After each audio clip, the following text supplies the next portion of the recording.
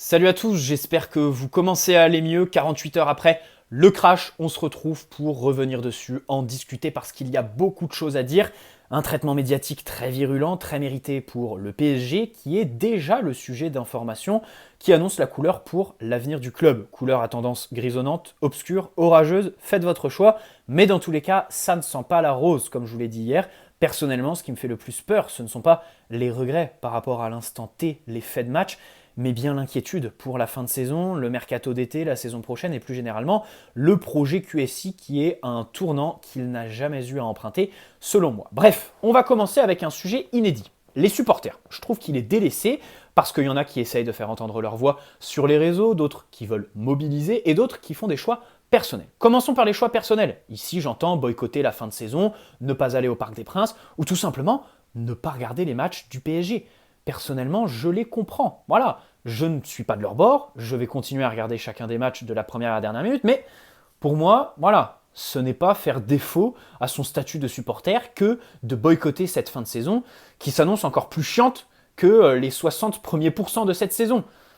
Voilà, pas de principe tactique, des victoires à l'arraché, à la fin ça va 2 minutes, des joueurs qui ne nous respectent pas. Je rappelle qu'à Madrid, alors déjà sur la double confrontation, c'est sûrement les deux matchs où on prend le plus de plaisir sur la saison à regarder notre club.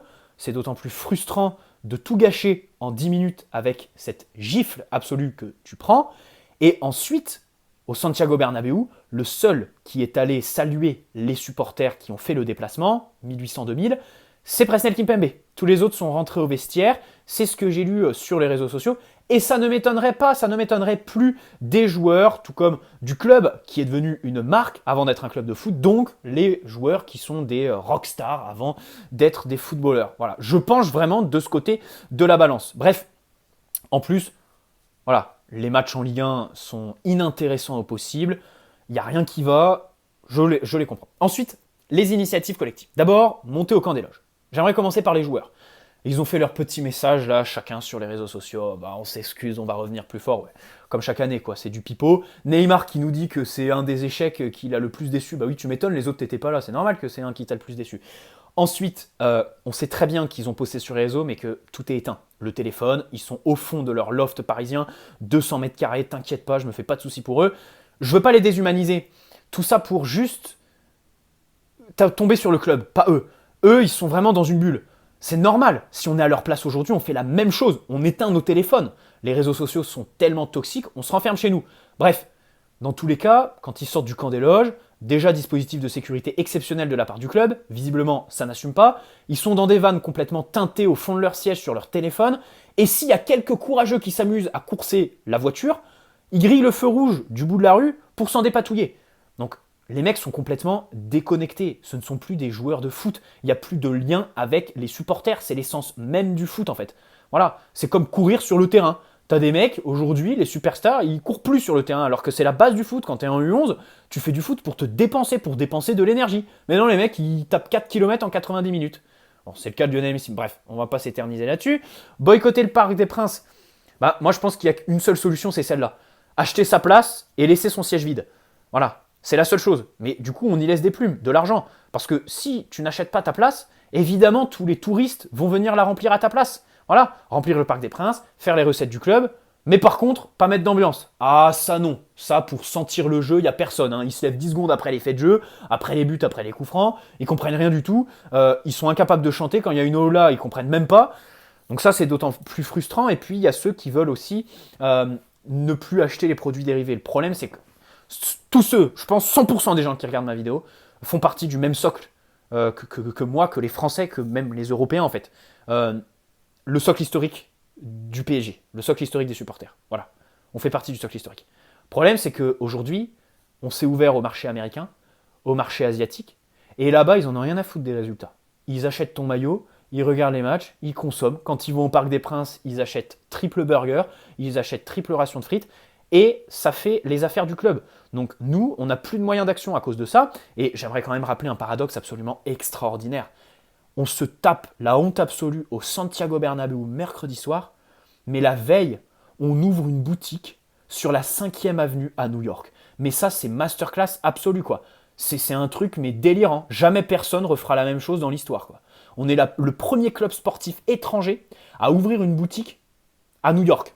C'est incroyable. Bref, cette boutique qui va marcher, Real Madrid 3-1 ou pas, triplé de Benzema ou pas, elle va marcher cette boutique. Donc voilà pour un petit peu les moyens d'action. Je regrette forcément parce que, les supporters qui ont fait le déplacement, ils se sentent lésés par la prestation, par le fait que les joueurs ne viennent pas les saluer. Au-delà de l'énergie qu'ils ont mis, du temps qu'ils ont pris, il y a aussi un gros billet en fait qui est sorti. Donc symboliquement, le club doit prendre des mesures. Rembourser le déplacement, ou tout simplement, je sais pas, favoriser le dialogue. Favoriser le dialogue avec les joueurs. Et là, j'aimerais juste poser une condition, pas que avec les ultras. C'est-à-dire qu'une image des joueurs qui viennent discuter avec les ultras, les chants et tout ça, non.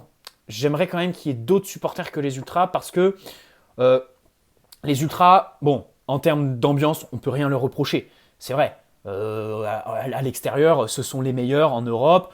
Bon, on l'a vu avant la fameuse remontada, on n'entendait que dans le Santiago Bernabéu. Il a fallu un doublé de Benzema pour réveiller ce stade qui est un petit peu difficile à réveiller. Au Parc des Princes, pareil. Il y a de l'ambiance. Parfois, c'est vrai que ça peut paraître choral et un petit peu monotone parce que c'est pas à l'anglaise en fait. Ça ne vit pas au rythme du jeu. Ça réagit moins au fait de jeu. C'est plus des chants et tout ça. Mais bon, là-dessus, pas de problème.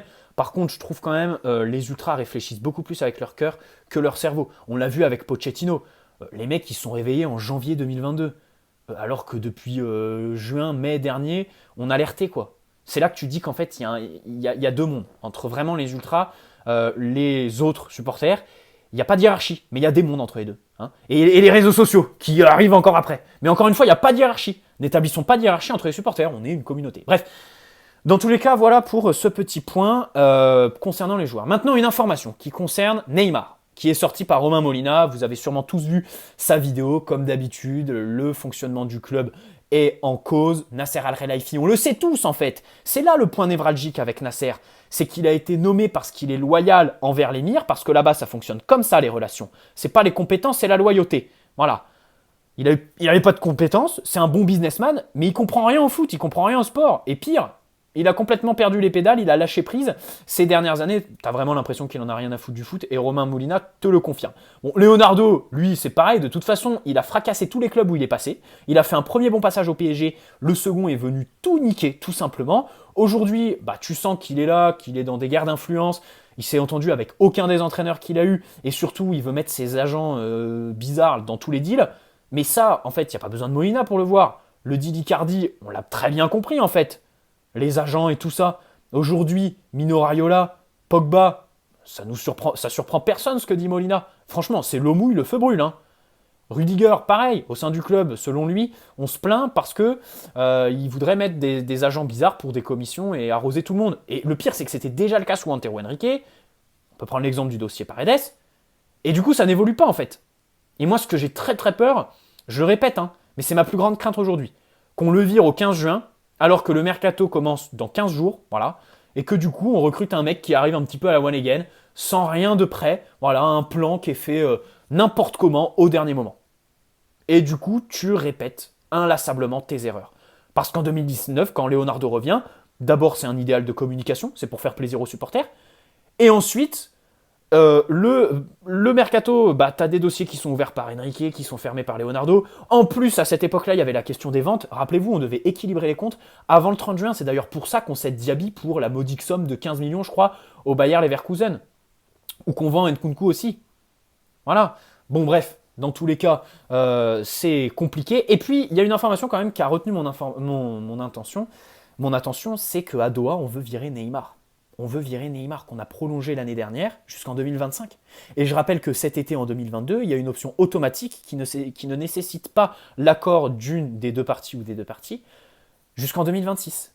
Donc là, Neymar, on l'a jusqu'en 2026. Voilà, le garçon aura 34 ans. C'est compliqué, c'est quand même 35 millions d'euros par an. Et honnêtement, j'y crois plus.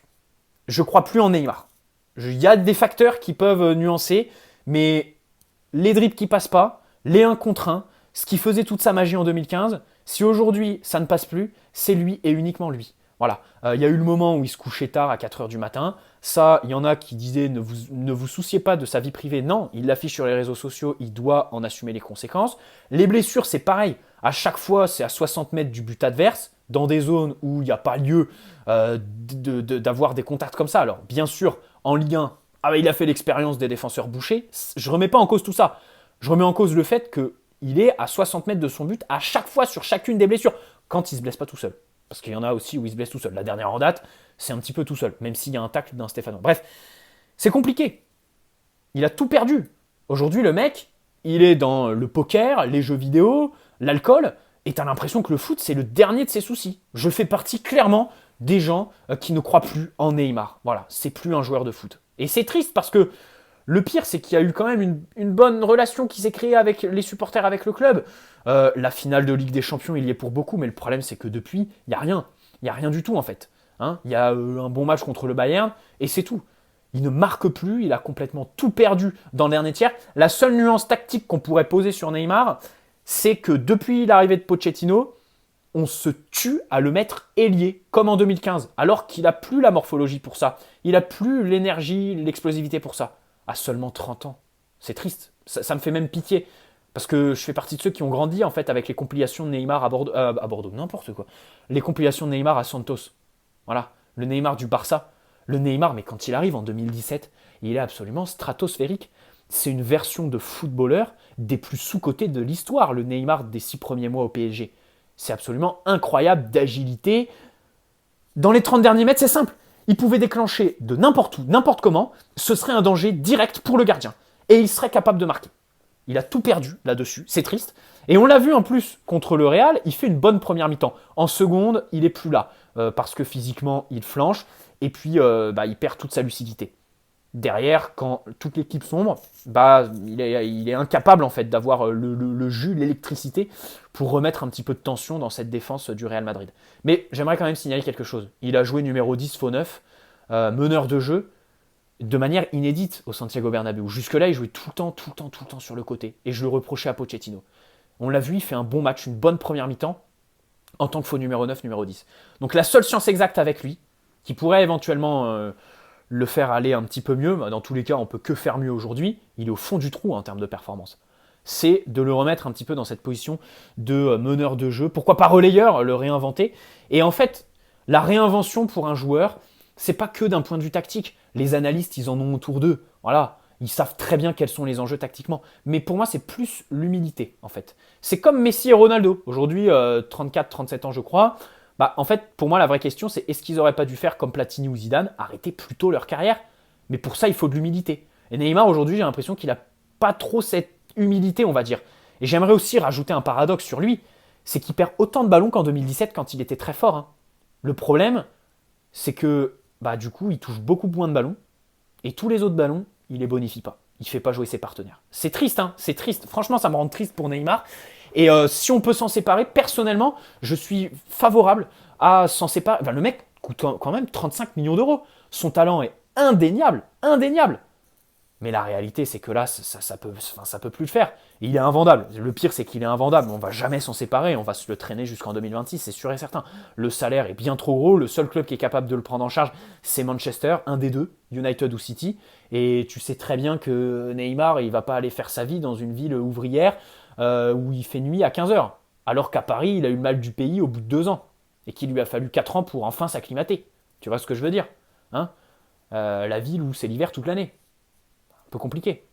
Alors il y a la MLS, mais je suis pas sûr qu'ils soient en mesure là-bas de mettre des salaires aussi délirants pour Neymar. La Chine, le Japon, c'est des destinations qui sont un petit peu dépassées. C'est vrai que c'était une mode à un moment, 2017-2018, mais plus trop maintenant. Donc c'est vrai que c'est compliqué. Mais rendez-vous compte, Neymar, si on imagine le vendre en fait, c'est ça le constat. Et tu veux le vendre déjà, qui en veut? Qui veut de Neymar? Et surtout, combien il met? 40 millions? 50 millions grand max. Et à partir de là, tu as tout dit en fait pour le joueur. Tu as tout dit pour où est-ce qu'il en est dans sa carrière. Voilà. Moi, c'est triste. Je suis très très triste. Parce que j'adore Neymar. En fait, tu as grandi avec lui. Et du coup, tu gardes ce côté enfant avec lui. Quand il a le ballon, tu as toujours l'espoir qu'il va y avoir de la magie. Le problème, c'est que ça fait 1 an et demi qu'il n'y en a plus. Ça va faire quasi 2 ans. Et le mec, à chaque fois qu'il est là, ok, il prend ses responsabilités. Ok, à chaque fois, il va provoquer l'adversaire. Mais il n'y a pas de réussite derrière. Il n'y a pas de réussite. Et à un moment donné, il n'y a pas de secret. la Fashion Week et tout ça, je suis assez d'accord avec Riolo quand il a tabassé par rapport au poker, la Fashion Week et tout ça. C'est plus trop un joueur de foot. Je fais partie de ces gens-là. Honnêtement, aujourd'hui, je fais partie de ces gens-là. Et j'espère qu'il va me faire mentir parce que j'éprouve des sentiments pour lui. Mais aujourd'hui, le cerveau te rappelle à l'ordre, en fait. Voilà. J'espère que cette vidéo vous aura plu. On va terminer avec le traitement de Marquinhos. C'est un des points que j'avais mis, mais il y a tellement de trucs à dire qu'on va faire des vidéos sur plusieurs jours. Je trouve qu'on a été très gentil avec Marquinhos. Tiens, je vais prendre la défense de Neymar. Il y en a qui l'ont érigé en responsable de la défaite avec Lionel Messi. Ok, dans le sens où il fait plus de statistiques et que pour le prix où tu le payes, c'est lamentable. Ok, c'est pitoyable.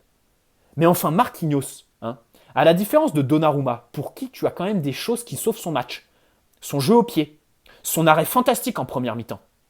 Marquinhos, il n'y a rien. Il n'y a rien qui va, de la première à la dernière minute. Hein, la talonnade. À chaque fois, il était à 5 mètres sur Benzema. Toutes les fois où il a couvert. Toutes les fois où l'intelligence situationnelle était mauvaise. La passe décisive qu'il fait. Et le pire, c'est que ce match n'est pas une exception, c'est pas une parenthèse. C'est le fruit d'une dynamique qui s'est installée ces dernières semaines chez Marquinhos. Il défend mal, il est mauvais, tout simplement. Voilà. Et je trouve qu'on ne l'a pas assez mis en avant, son mauvais match. Alors oui, bien sûr, ça n'enlève rien au joueur qu'il est, à tous les buts qu'il a mis dans des moments décisifs. Mais là, on est quand même sur un des échecs les plus cuisants de QSI. Et je pense sincèrement que sur le terrain, ça a été le pire Parisien mercredi soir. Et le pire dans tout ça, c'est qu'on érige d'autres responsables que lui. Et surtout, par rapport à Thiago Silva, le traitement qu'on a réservé à Thiago Silva par rapport à celui qu'a Marquinhos quand même. Marquinhos, il était là aussi à la remontada. C'est Silva qui a pris pour lui. C'est Silva qui a pris pour tous ses partenaires. Parce qu'il était capitaine. Peut-être parce que c'est aussi logique de t'attarder sur le capitaine. Alors que peut-être Marquinhos, lors de la remontada, je ne vais pas vous conseiller de vous infliger ce match, mais il est sûrement pire que Thiago Silva. Et pire que quasi tous les joueurs. Hein. À ce moment-là, ça se trouve, c'est même aussi le pire Parisien sur le terrain, en 2017. Aujourd'hui, il est encore, c'est le capitaine, et il est épargné. Donc je trouve que le traitement médiatique, franchement, que ça y aille dans tous les sens, c'est mérité. Le club ne mérite que ça, que Nasser Leonardo en prenne plein la gueule, Neymar Messi, pareil, c'est mérité. Par contre, Marquinhos, je trouve qu'il faudrait quand même être objectif. Hein. Tu tombes dans la démesure avec évidemment ceux qui sont des assassins sur la continuité, ok. Mais par contre, tu équilibres tout ça en parlant de Marquinhos. Même si, bien sûr, sans remettre en cause son... Enfin, si son statut de capitaine, j'aimerais le remettre en cause. Je trouve quand même qu'il n'a pas grand-chose d'un capitaine. Voilà. Et on l'a vu mercredi soir. Jamais il prend la parole, jamais il remobilise les troupes, en fait. Et c'est limite à se demander si c'est pas lui qui tire les autres vers le bas. Je suis très dur avec lui, parce que je trouve que beaucoup de monde sont trop gentils avec Marquinhos. Ça n'enlève rien, évidemment, au lien qu'il a avec le club. Et évidemment, je ne souhaite pas son départ. Par contre, je souhaite un recrutement à ce poste-là. Bref, bonne soirée la team. N'hésitez pas à poser un like si cette vidéo vous a plu. Passez un bon week-end. Ça va être compliqué. Dimanche 13h, PSG Bordeaux. Normalement, on gagne, tellement Bordeaux est une équipe de merde. Mais c'est pas dit. Et surtout, que les joueurs ne célèbrent aucun des buts qui sont susceptibles d'être marqués dimanche au Parc des Princes. Et qu'ils aillent voir les supporters, qu'ils aillent s'expliquer après s'être excusés. Bonne soirée à tous.